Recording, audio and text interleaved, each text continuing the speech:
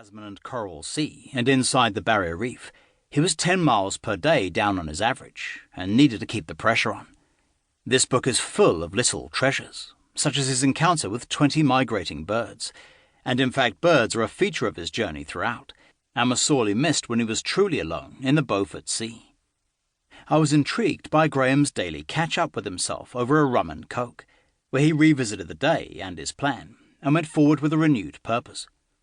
That habit would work, I am sure, for people in all sorts of activity, whether group or individual. There is a story I heard once that illustrates Graeme's winning attitude. He ran a car dealership in Christchurch and was taking a Rolls-Royce for a run when he got pulled over by a traffic policeman for some real or suspected infringement. After the necessary formalities and before saying goodbye, Graeme asked the officer, "Have you ever driven a Rolls?" It turned out that the answer was no. So Graeme asked, "Well, would you like to have a drive of this one?" And the answer to that was yes. I'm sure they departed on good terms, and that really sums up Graeme's dealings with people throughout his life and throughout this book. His life is a journey in which most of the interactions are win-win. Like Hater, and I suspect most of the other soloists, Graeme has his share of confidence, and there are several episodes in this book where he takes the more bullish option while on the water. Yet one fact that shines through is that Graeme is definitely not a naive dreamer. He is very experienced on the ocean and knew his boats, even before he began investigating this journey. He is at home on the sea, not just as a cruiser, but also as an ocean racer.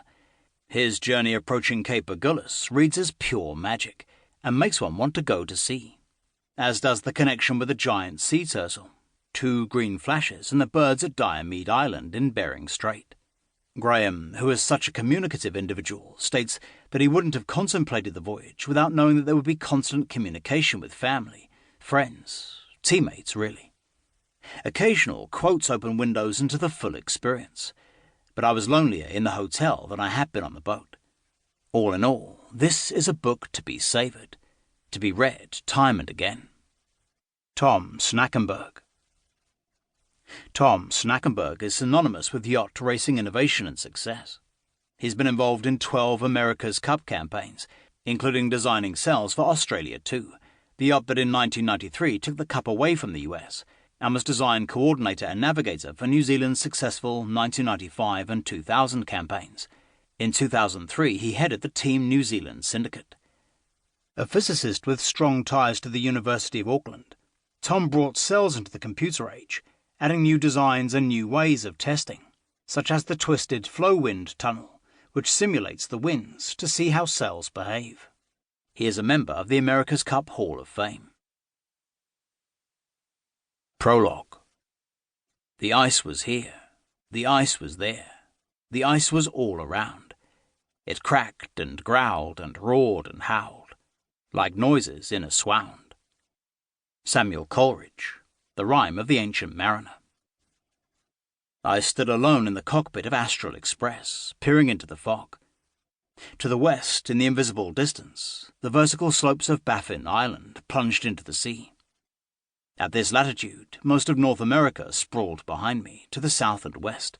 Greenland's icy wastes lay some 125 miles to the east. At around 73 degrees north and well inside the Arctic Circle, I had reached the ice edge.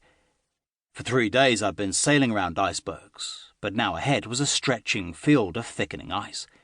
It was about 5 in the morning, daylight in the fleeting Arctic summer, but fog pressed around me, drawing a grey veil over the world a couple of 100 meters ahead.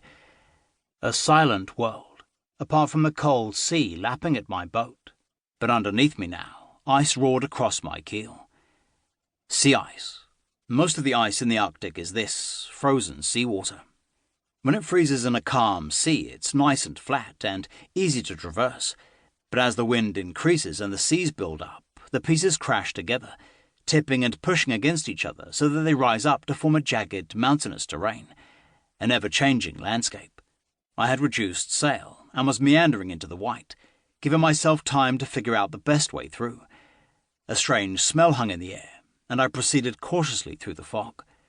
Unlike icebergs, which form from glaciers in the valleys of the land, sea ice conducts its life cycle in the ocean, forming once the water temperature reaches about -3 degrees. To keep listening to this audiobook, I've left you a link in the description so you can do it, at no cost thanks to Audible's 30-day free trial.